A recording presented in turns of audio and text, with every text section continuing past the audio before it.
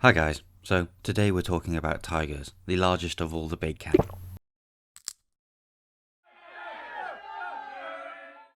Well, that's you as an adult, but before that we have to go back to you being a small, blind and helpless cub.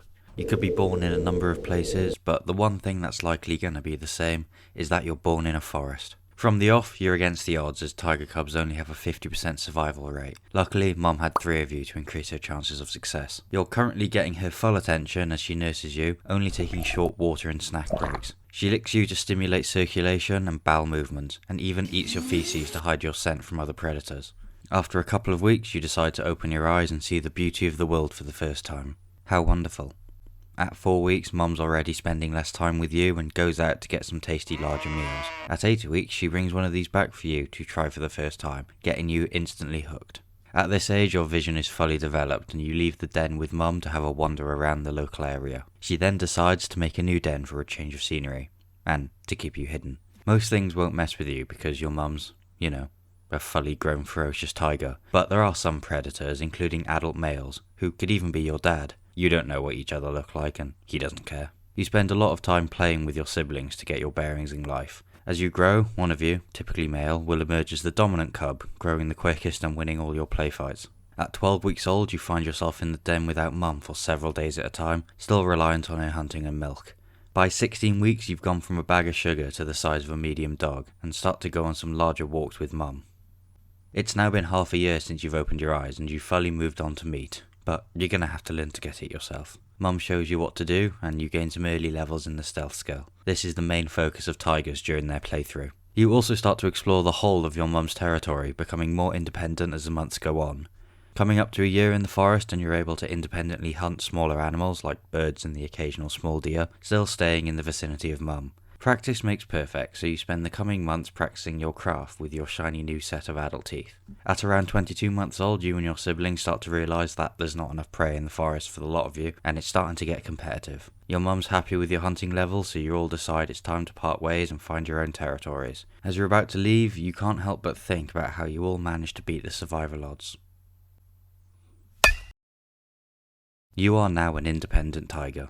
You've just walked the equivalent length of Ireland to get away from your family and find a territory, so it's time to find some food. You preference eating one large meal a week so you can spend your time sleeping for 18 hours a day. After waiting for nightfall, you lurk around till you find your mark, a lonesome Samba deer. Sneaking through the tall grass, you try to get as close as you can until an overeager step gets you noticed. You know it's not worth the energy once you're out of stealth, so you save it for next time. Oh well, your mum only had a 1 in 10 success rate anyway. It's been another day, so you look for something smaller to keep you going. You mark a small primate just foraging away and get close. When you're in range and undetected, you leap 20 feet, bite the back of their neck, breaking the spinal cord and piercing the windpipe, holding on till they stop moving. That'll see you through another few days. As you're patrolling the potential territory, you spot a few markings and hear some loud roars in the distance. That's not a good sign.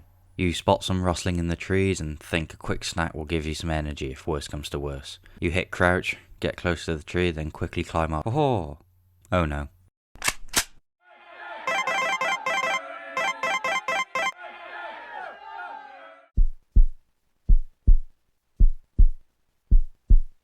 Right, safe again. You might get a lot of that as your body parts fetch a pretty penny on the black market. Now, back to the roars in the distance. Turns out this territory might already be taken, and oh look, there they are.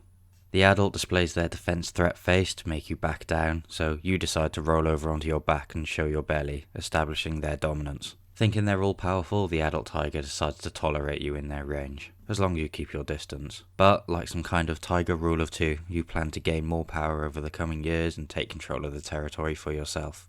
You continue to eat, sleep and grow, reaching maturity at 3 or 4 if female or 4 or 5 if male.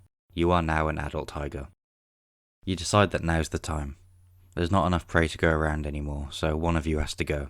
As you prepare for battle, you're knocked off your feet and have to scramble to get free. Looks like someone else had the same idea. Several bites, paw swings and loud roars later, you've emerged as champion and are given the option to end or spare your foe. You have killed a lot of animals. Like, nearly 100 a year, easily. What's one more? You could always eat them. They can go free.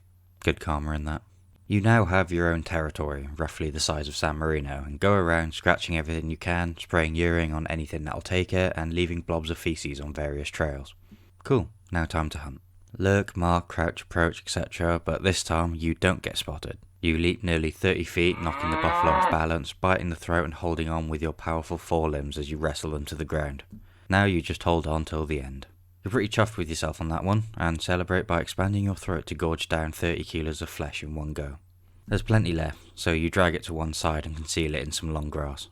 A month of fighting other very large mammals has left you with a few cuts and bruises. Luckily, after a few licks with your antiseptic saliva, they all heal up nicely. As you might guess, you do come pre-built with a few top predator survival tools, including round-pupiled yellow eyes that can see 6 times better in the dark than humans, massive teeth, massive paws, and orange and black striped fur with your very own unique pattern.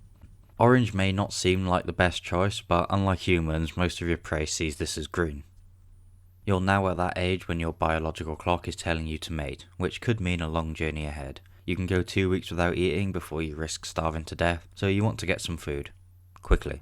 You head towards a new human farming village that's appeared close to your territory. Here you can pick off some of the tasty defenseless cattle. Or humans. Just as you start to get close, it might be game over. You've been spotted. You think. Something looks off. As you get closer and closer, they don't move. At all.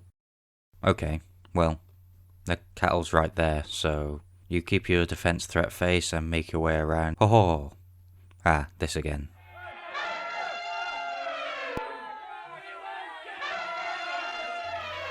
Right, guess it's the hard way. Huh?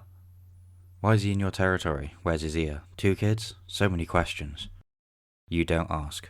Just share a little bit of your kill and intimidate them on their way. You can now get on with trying to mate.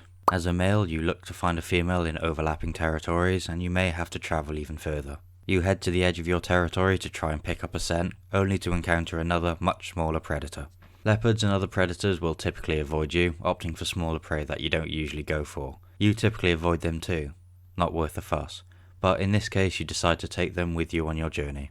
May seem harsh, but you have an important role to play in the delicate ecosystem by keeping everything's population in check. You keep going, passing some human settlements and crossing a 7-kilometer wide river using your large webbed paws till you pick up the scent of a ready female. As a female, you will be spending your time frequently scent marking your territories with a distinctive smelling urine and roaring. A lot. Once a male picks up on this, he engages. If you're both happy, you spend the next 5 or 6 days together before he leaves you to do all the hard work. There's no particular season you mate in, just whenever it suits you really. 3 months down the line, you've found a den and you give birth to your litter of cubs. This is usually between 2 and 4, but could be as many as 6 or 7. Let's see how many of them make it. Like your mum, you initially spend a lot of time with the cubs before leaving for longer periods and eventually bringing some prey back for them. You protect them, show them the forest and teach them to hunt before you all separate after nearly 2 years together. That leaves you back on your own again, and you eat, sleep, and prepare to do the whole cycle over and over again. You're one of the lucky tigers and have somehow made it to the mid-teens. You're getting old now, but still keep your place as the most powerful predator in the forest. You're nibbling away at some fruit for the vitamins, which doesn't taste very sweet, probably because you can't actually taste sweetness. Then you pick up a scent and quickly turn around. You know that the time would come when someone would try and take your territory. You pull the defense threat face, give a nasty growl, then... Really? Oh, you should have been there. We killed like 39 of them. Think I even got 20 or so myself. Best trip ever. Don't think anyone's ever going to beat that record. Yeah, George, calm down. Night night.